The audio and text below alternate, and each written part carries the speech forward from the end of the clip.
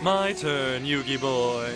I knew you would, Yugi boy. Yugi boy, Yugi boy. Whatever you say, Yugi boy. Pegasus from the Wise Fire Alliance. Appreciate you guys for tuning in. We got to talk about these new cards, man. Shout out to all the new cards. Shout out to Toon Chaos. These cards are pretty good. We're going to step right into it with Chaos Creator. Chaos Creator, much like the old Creator, if you can remember, if you played the game for that long, this one actually, you can special summon one banished monster. Otherwise, you know, the old ones were about the graveyard. But this one, special summon one banished monster and then put the other two back to the bottom of the deck. I think that's really, really interesting. But it'll have to fit in the right deck. Maybe a Lightsworn variant with Nemesis cards. Who knows? That's completely up to you.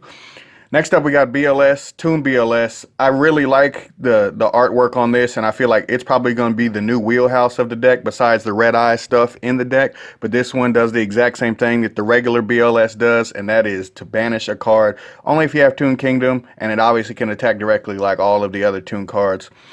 Next up, we got the new Valkyrie card.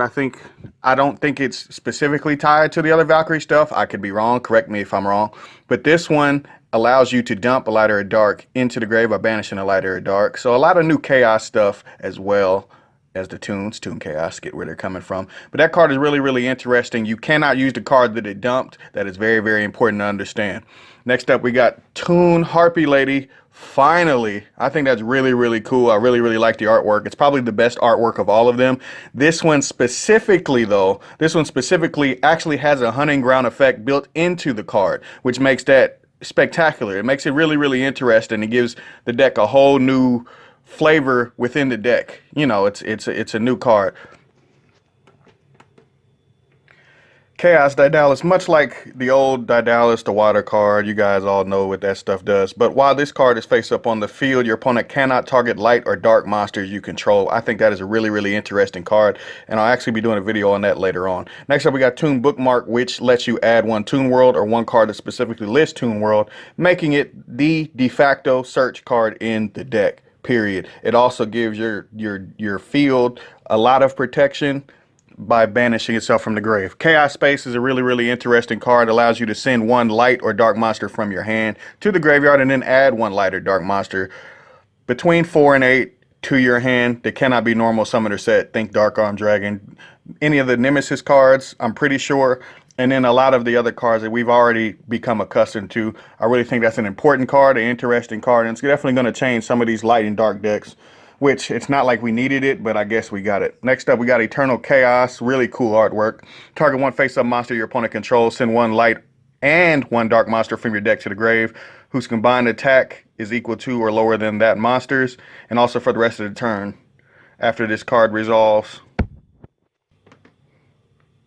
whoever actually wrote it, I'm pretty sure that they forgot to put in that it probably can't be used the rest of the turn. And then the Toon Counter Trap is basically another Solemn Judgment. Also in the set is Immortal Phoenix Gearfried. Finally, I really think that card is going to make a huge impact on the game. If you've been waiting on it, hopefully it hasn't got power crept too much. It was supposed to be out a while ago. And then you, of course, got Raptanius, which is a really, really interesting card within itself.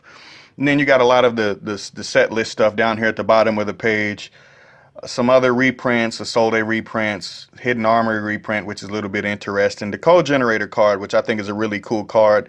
It feels like Cyberse is steadily trying to build onto something, and eventually it's going to get a really, really massive power swing like a Spiral Double Helix type effect, and it's going to make all hell break loose. As you can see, some of the reprints at the bottom of the page, you got Sci-Frame Driver being one of them. I think that's cool. Gossip Shadow. Extravagance is probably going to be the marquee reprint because it was needed a very, very, very long time ago.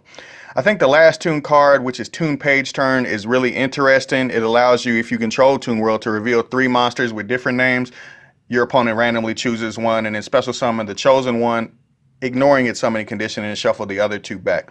Much like Spellbook Library of Crescents, it's that kind of card, but it's a quick play, allowing you to set it and then plus on your opponent's turn as well. So you can draw multiples and allow yourself to summon on your opponent's turn, and then when it comes back to you, then you have a Toon that is live. I think that's actually pretty interesting, and it doesn't have a phase restriction on it.